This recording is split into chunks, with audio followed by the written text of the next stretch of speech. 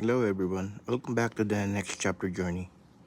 If you notice I've been away, it's because life became overwhelming between work, health challenges, burnout, and trying to figure out my future.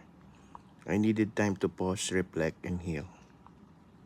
During that time, I learned something important. Taking a break is not giving up. Sometimes it's exactly what we need to become stronger and wiser. Today I'm returning with a new purpose to share real stories about faith, work, retirement, travel, family, and the lessons life teaches us.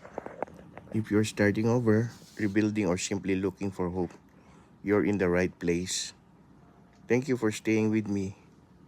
Let's continue this journey together, one day, one story at a time.